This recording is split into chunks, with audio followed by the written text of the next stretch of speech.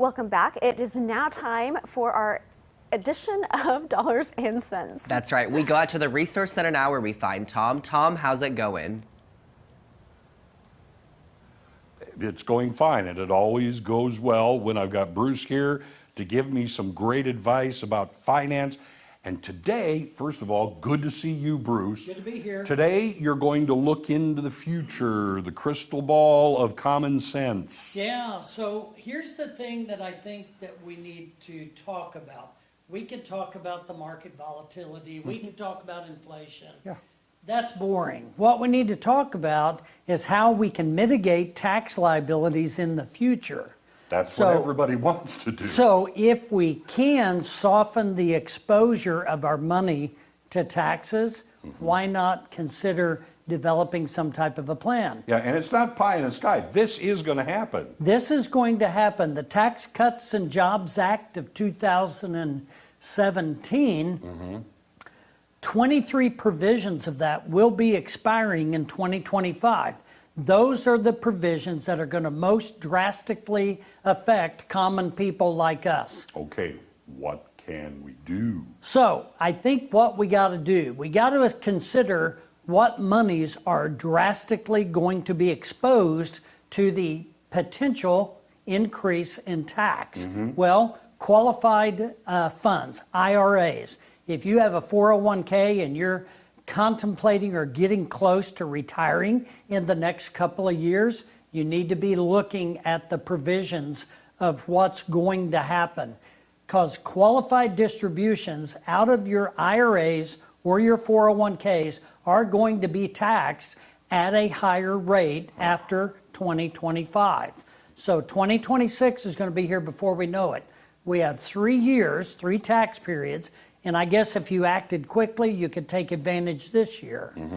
But you've got 3 tax periods before tax increases go into effect. Right. So the conversion of your monies to a Roth IRA would be kind of a priority to consider. Now, get with your tax people, get with your financial people, have this discussion.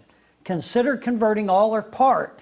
So if you take the next 3 years and you do a third of your IRA balance every year, what you're doing is you're spreading tax liabilities under the current tax code, which is lower than what it will be in 2026 and beyond. So you can spread your tax liabilities up. If you inherit an IRA from a parent, you can take up to 10 years to spread the tax out. Okay, on an inheritance. But consider this, you have 3 years before there's going to be a tax increase. So it might be better, if that's your circumstance, to take your distribution over the next 3 years, not 10. Now, you said free up the inheritance. You said from a parent.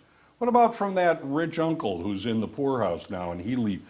Is that fall under the same rules? Well, you can't inherit from an IRA from anybody but a parent. Okay. If you inherit from an extended family member, a qualified plan, it's going to be taxed as you take that inheritance. There you go. All right. Now, future withdrawals.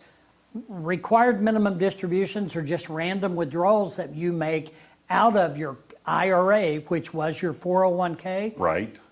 You know, you got to consider the ramification of taxes as you need those either certain or uncertain withdrawals. Right. So if you have a medical problem and you got to pull money out and we're in a higher tax bracket, tax situation, you're going to be taxed at a higher rate. Now, we got 3 years to worry about it, right? That's right around the corner, Well, though, isn't tomorrow's it? going to come quick. Yeah. Right? Yeah, This exactly. year's what? 3 weeks this year will be over. It flew by. So don't procrastinate on this.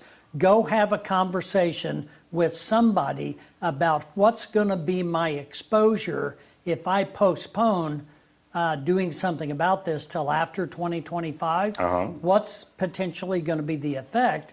And I can tell you those 23 provisions that are sunsetting are going to have a drastic impact on every one of us in dealing with taxes. Sure. So let's talk. Call us. We're always available for appointments.